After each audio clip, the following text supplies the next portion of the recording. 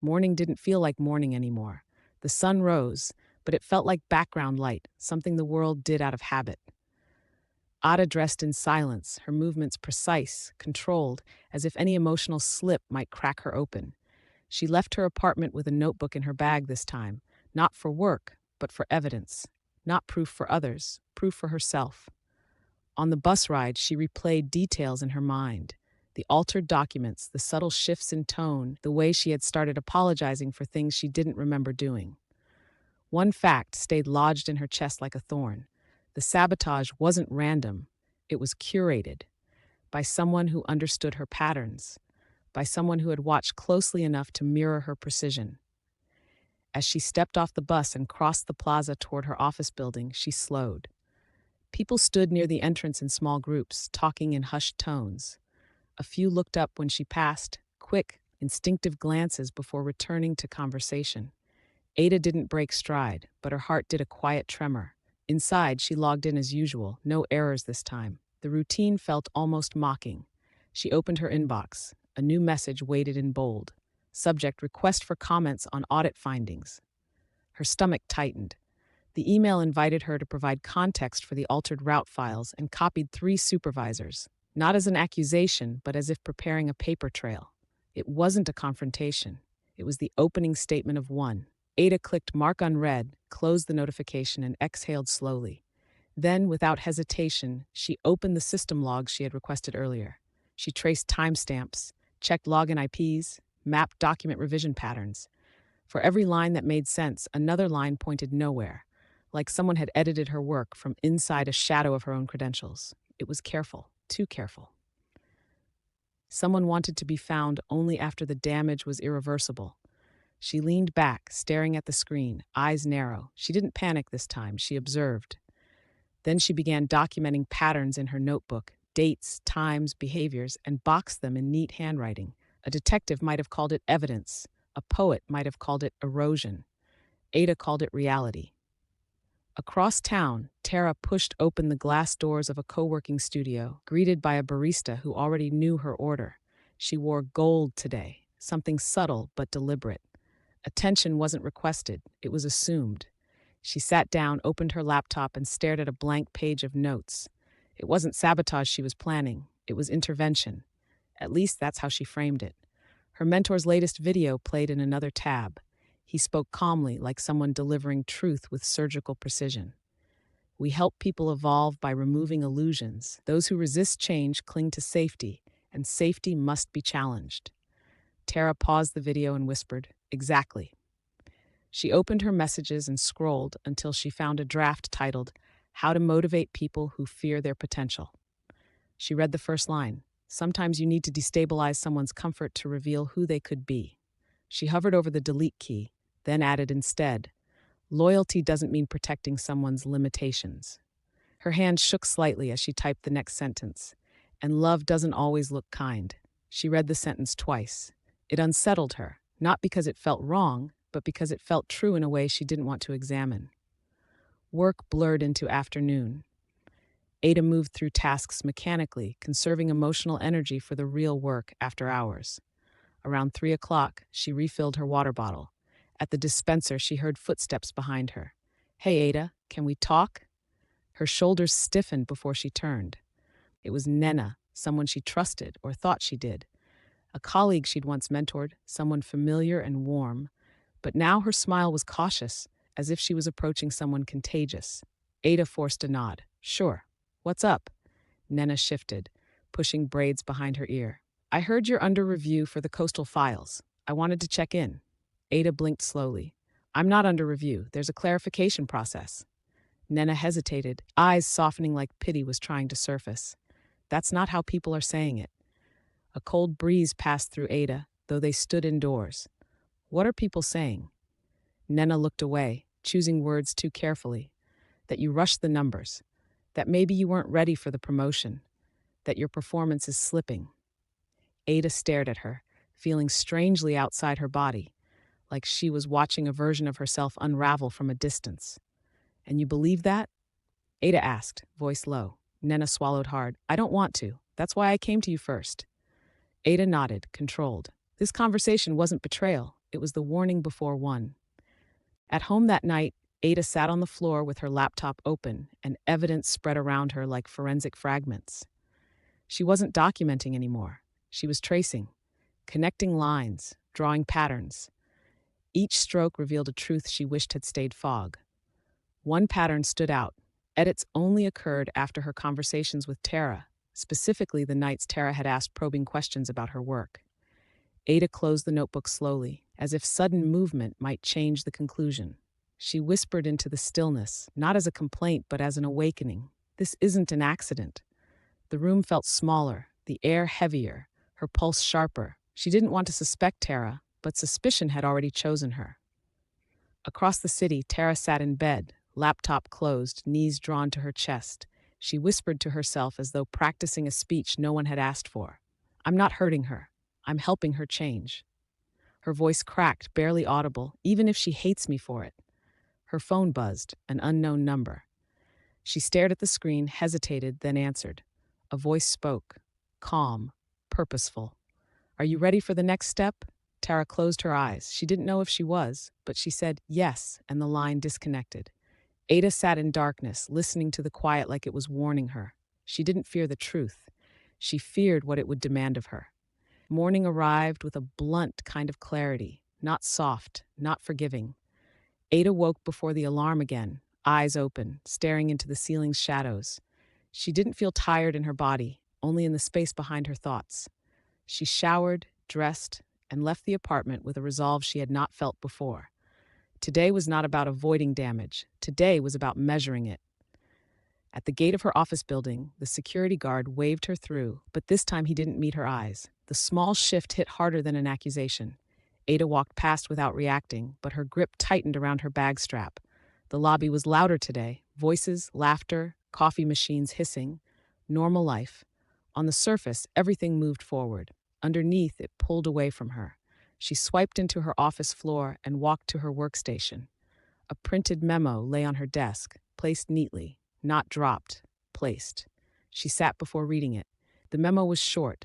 Kindly submit a written statement clarifying discrepancies in last month's coastal schedule entries by Friday. Compliance and Audit Division. No accusation, just documentation. A step toward formality. A slow noose, professionally stitched. Ada folded the memo once, precisely, and set it aside. She didn't react outwardly, not anger, not fear. She opened her laptop and resumed work like nothing had shifted. But inside, she mapped the timeline. This was not spreading. It was tightening. By noon, she left her desk and walked toward IT. She didn't request help through email, no digital trail. She asked to speak privately. A technician led her to the side, away from others. "What do you need?" he asked. Ada kept her tone neutral. "I want to check login patterns on shared accounts linked to coastal files. I need to see back-end IP logs if possible." He frowned. "That requires a supervisor request." Ada nodded calmly. "Then let's start with basic access logs from my own workstation. Just timestamps." He hesitated, then turned to his system. Within minutes, lines of entries scrolled across his screen, most routine, some suspicious. There were login instances associated with her profile during hours she was nowhere near the building. Midnight entries, split-second edits, multiple attempts within timeframes where no human could manually perform them. Ada leaned in. "Can you export those timestamps?" "I can," he said slowly. "But why were those edits made from a virtual terminal? That's not standard for your role." Ada didn't move. That was the confirmation she didn't want. Someone hadn't just mimicked her login patterns. They'd accessed the system remotely. "Print everything," she said softly, quietly. The technician printed the logs on a side printer, sliding them to her like contraband. Ada tucked them under her arm without folding them. She didn't thank him. Some moments didn't need gratitude, only action. Across town, Tara ate lunch at a rooftop cafe, sunglasses on, earbuds in. She scrolled through comments on her last post, advice about ambition, pressure, growth. Her followers ate it up, calling her wise, bold, unapologetic. She responded to one, "Growth hurts, comfort kills," then paused. She hovered, as if recognizing her reflection in the words. She put her phone face down. Her hunger disappeared. Back at the office, Ada returned to her desk and glanced across the floor. People worked normally, typing, laughing, discussing deliverables. Nothing chaotic, nothing dramatic. but eyes flicked away when she moved. The silence was organized. She opened her notebook and wrote a single word at the top of a page. Why? Not who, not how. Why? What was worth the precision involved? The subtlety, the timing. This wasn't sabotage for gain. It felt like sabotage with purpose. She closed the notebook quietly. Later that afternoon, she lingered after a meeting, packing her things slowly while coworkers filtered out. She waited until the room was nearly empty. Someone remained. Ibrahim, soft-spoken, sharp-minded, one of the few who never performed kindness. He shut his laptop and stood. You're not walking home, right? It's late. Ada hesitated. I need air. He nodded, stuffing his charger in his bag. Air isn't neutral. It brings thoughts you were trying to avoid. Ada almost smiled. I'm not avoiding anything. He paused, studying her face like it held math. Then whatever you're facing, face it completely. Half awareness is how people get trapped. Ada looked at him sharply. He wasn't guessing. He sensed. Are you saying that as advice? She asked quietly. Or warning? He held her gaze. Both. He left without another word. Ada stood alone in the room, pulse steady but heavy. This wasn't isolation anymore. It was surveillance. Night came like a curtain drop. Ada reached home late and spread the printed system logs on the floor, cross-referencing timestamps with her memory. Each line matched a night she had spoken to Tara. Friendship wasn't the wound. Access was. She stopped when she reached the row dated 3 weeks back, an edit made just after Tara had asked her about work flexibility. Her breath thinned. She didn't cry. She didn't break. She didn't panic. She said one sentence aloud slowly, as if speaking a verdict. Someone is rewriting my decisions. Not metaphorically, literally. At the same time, Tara sat on the edge of her bed, phone in hand, staring at a message she hadn't sent yet. When you look back, you'll thank me. She typed, deleted, retyped, then left it in drafts again. Her reflection in the dark window looked like someone she didn't fully recognize, someone both righteous and afraid. She whispered to it, I'm not trying to destroy her. I'm trying to set her free.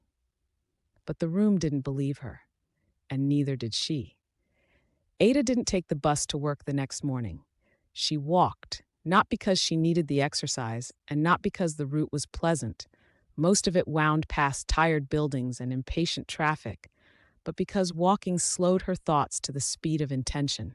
She needed silence that wasn't shaped by other people. With every step, she rehearsed a conversation she wasn't ready to have. Not with coworkers. Not with HR, and definitely not with Tara. By the time she reached the office, she had decided one thing. She would stop responding to the situation emotionally and start responding strategically. She greeted no one, logged into no apps, went straight to the compliance office. The woman at the desk, glasses low on her nose, looked up. Can I help you? Ada nodded. I need clarification on the memo I received. I want to know who initiated the review. The woman tapped her keyboard without hurry. A few seconds later, she said, It wasn't a review. It was a formal request prompted by an internal note. Ada's pulse ticked. From whom? The woman turned her screen, showing only a partial log. A line highlighted in yellow read, Anonymous concern, submitted via internal ethics portal. Ada's throat tightened, not from fear, recognition. Anonymous meant deliberate, very deliberate. Can I see the contents of the concern? Ada asked. The woman frowned. In anonymous cases, full text is restricted unless the report escalates. Ada frowned. And will it escalate? That depends on your written response. A pause, the clicking of a nearby printer, the hollow hum of fluorescent lights. Ada nodded slowly. Thank you. As she walked away, she didn't feel blindsided anymore. She felt studied. Across the city, Tara sat in a cafe editing a voiceover for a video on personal reinvention. The tone was confident, the message polished, yet she kept stopping mid-sentence, staring into nothing as though she heard echoes behind her thoughts. She replayed a section. You don't owe anyone the version of yourself they're comfortable with. She closed her eyes, hands pressing against her temples. Why did truth sound so sharp today? Her phone buzzed, an unfamiliar number again. She answered. The voice was the same calm male tone as before. She's resisting. Tara swallowed. She needs time. No, the voice replied. Time reinforces patterns. Intervention is only effective when disruption is sustained. Tara didn't respond. The voice softened, almost kind. You said you wanted to help her grow. Has anything changed? Tara's voice thinned. I just don't want to hurt her. A short silence. Transformation isn't gentle. You knew that when you started. The line cut. Tara sat frozen, phone still pressed to her ear long after the call ended. She slowly lowered it to the table as if it weighed more than before. Not everything spoken softly is kind. At the office, Ada returned to her workstation and opened a blank document, not to respond to the memo, but to create something else entirely. A timeline. She charted conversations, edits, system logs, suddenly shifting behaviors. She cross-referenced nights Tara had called her with nights edits occurred. She highlighted the nights Tara had pried about her workflow, her access levels, her responsibilities. Objectively, the correlation stood. Subjectively, she despised what it implied. She stared at the pattern long enough that her chest began to feel hollow. Someone tapped her desk lightly. She flinched before turning. It was her boss, Mr. Dozy. "We need to talk," he said. His voice wasn't angry. It was evaluative. They walked to a small meeting room. He closed the door softly. Dozy leaned against the table, arms crossed. "You've been distant. I can't tell if it's focus or withdrawal." Ada met his gaze. "I'm being careful." Careful of what? She hesitated, not because she didn't know the answer, but because speaking it made it real. "People," she finally said. Dozy exhaled, rubbing his jaw. "You're respected here. Whatever's happening, it may not be as personal as it feels." Ada tilted her head. "But it feels personal." He paused, then nodded. "That's exactly why you need documentation.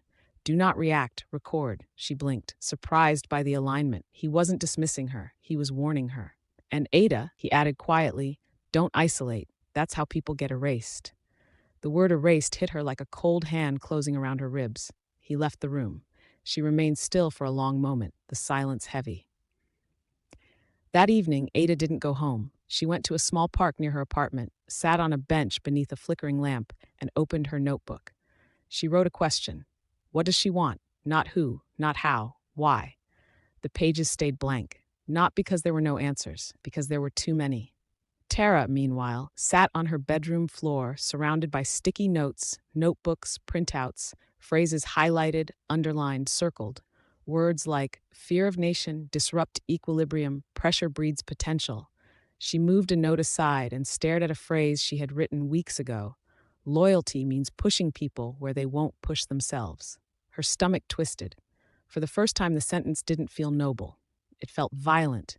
She whispered into the quiet, "Why do I feel like I'm losing her instead of helping her?" The room had no answer, and that was an answer. Night fell into silence. Ada lay awake, staring at the ceiling again, but this time her expression wasn't confused or afraid. It was calculating. She wasn't unraveling. She was preparing. Some betrayals don't start with knives.